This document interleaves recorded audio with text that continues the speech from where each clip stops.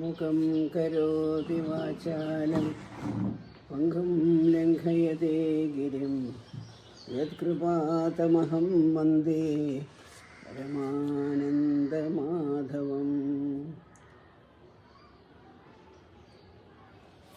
എല്ലാവർക്കും നമസ്കാരം. ഇന്ന് നമ്മൾ കർമ്മയോഗ ശ്ലോക സംഗ്രഹത്തിലെ 3-ാമത്തെ ശ്ലോകത്തിനെ പറ്റിയിട്ടൊന്ന് ചിന്തിക്കാൻ പോവുകയാണ്.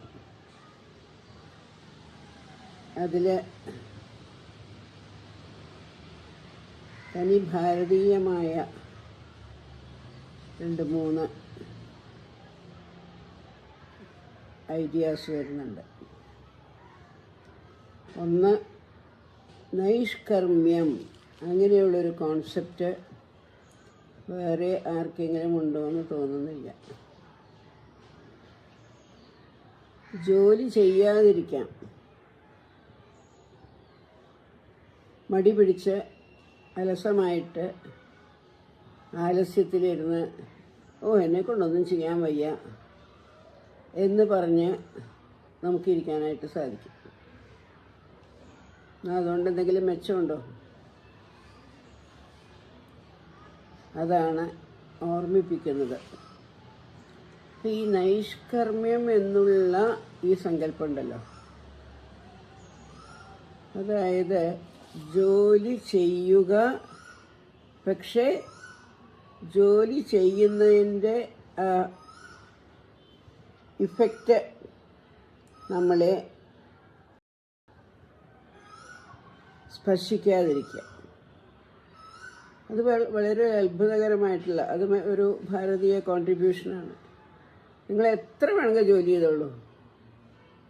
ഇത് പറയുമ്പോൾ എനിക്ക് പെട്ടെന്ന് മനസ്സിൽ 2 കഥാഭാഗങ്ങളാണ് ഓർമ്മ വരുന്നത്.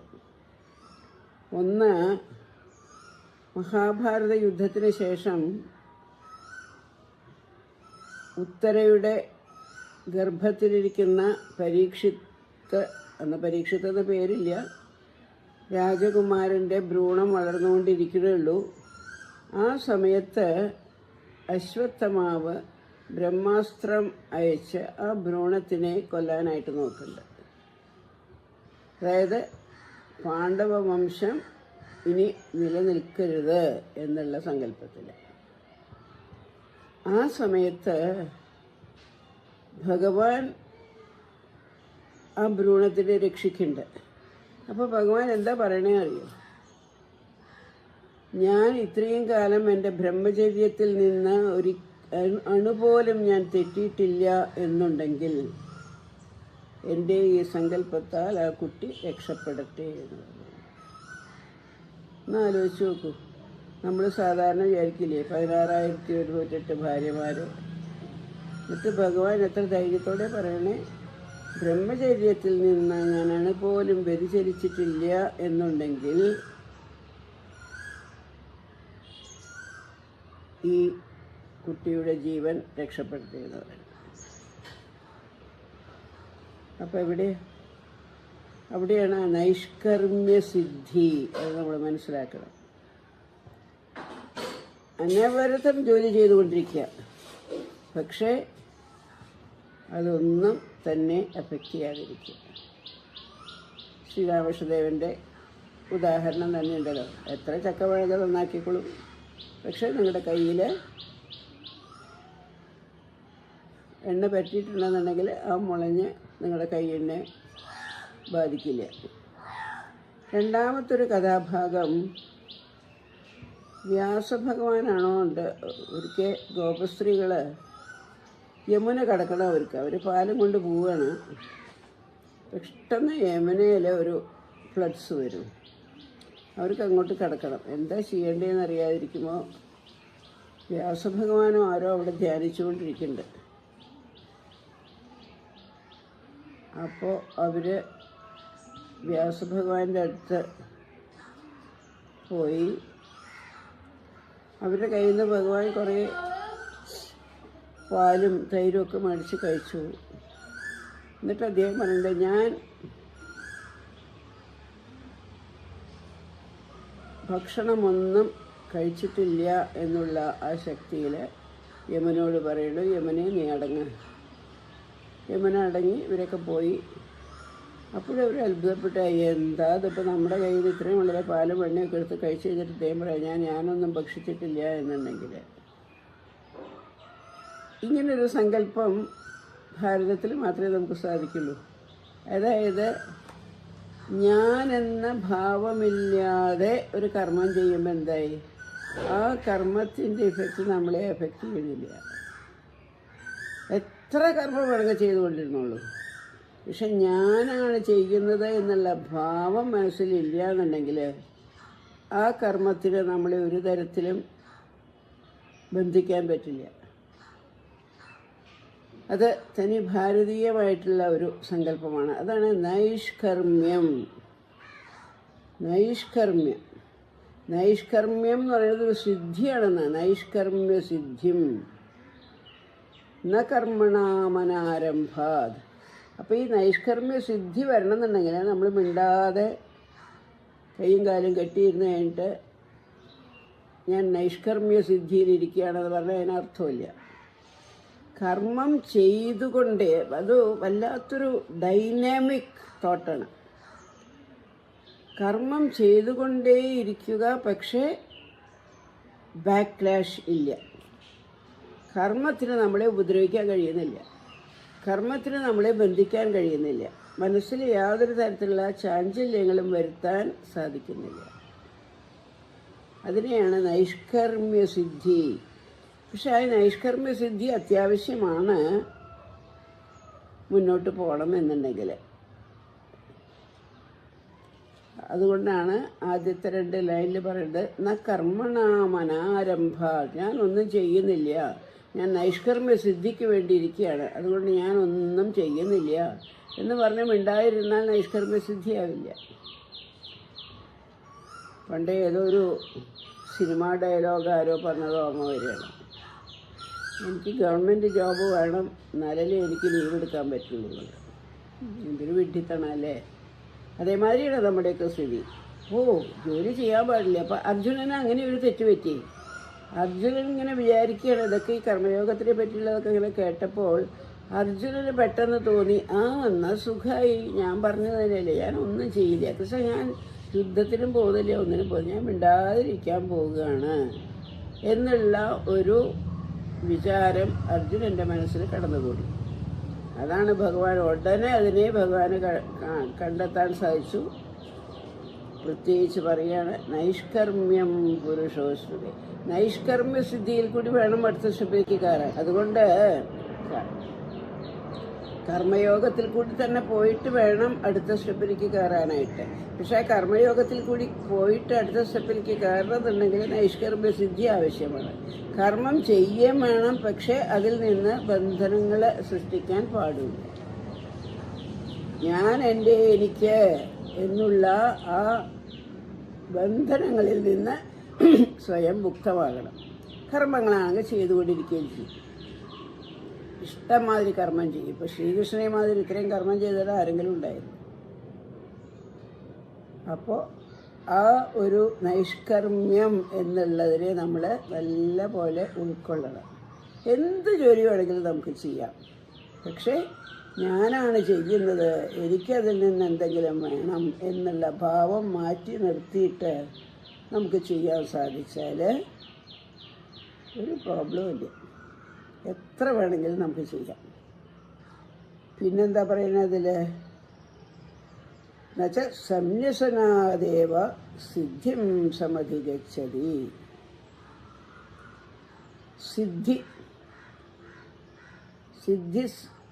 കിട്ടണമെന്നുണ്ടെങ്കിൽ ഞാൻ സന്യാസം സ്വീകരിച്ചേക്കാം, ഞാനൊരു സന്യാസിയായിട്ട് കർമ്മമൊന്നും ചെയ്യാതെ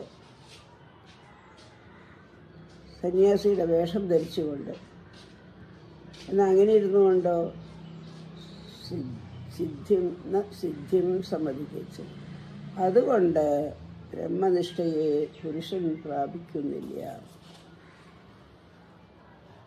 അപ്പോൾ ഇതിൽ നിന്ന് നമുക്ക് 2 പ്രധാന സങ്കല്പങ്ങളെയാണ് ജീവിതത്തിലേക്ക് പകർത്താനുള്ളത്. ഒന്ന്, കർമ്മം ചെയ്തുകൊണ്ടേയിരിക്കണം. അതിനെ ചെയ്ത് പോളിഷ് ചെയ്ത് അതിൽ നിന്ന് ഞാൻ എൻ്റെ എനിക്ക് എന്നുള്ള ഭാവങ്ങളെയൊക്കെ എടുത്ത് മാറ്റിക്കളയണം. അപ്പോഴാണ് നൈഷ്കർമ്മ്യസിദ്ധി വരിക.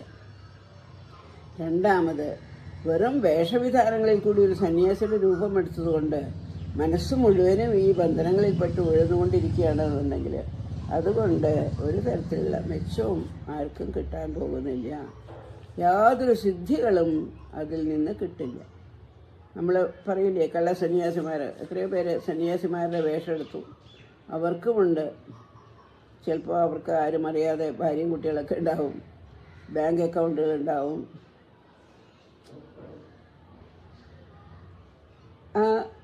ആ ഒരു തോട്ട് നമ്മൾ ഉൾക്കൊള്ളാനായിട്ട് പഠിക്കണം.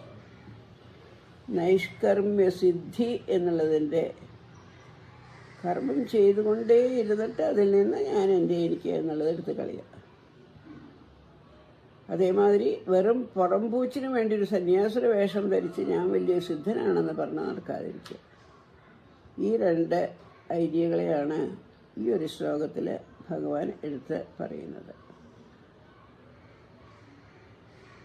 നൈഷ്കർമ്മ്യസിദ്ധി അത് ഭാരതീയമായിട്ടുള്ളൊരു അതിവിശിഷ്ടമായിരിക്കുന്ന ഒരു കണ്ടുപിടുത്തമാണ്, ഒരു ഡിസ്കവറിയാണ്. നിങ്ങൾ ജോലി ചെയ്തോളൂ, പക്ഷെ ജോലിയുടെ യാതൊരു തരത്തിലുള്ള ബന്ധനങ്ങളും ഒന്നും നിങ്ങളെ എഫക്റ്റ് ചെയ്യണില്ല.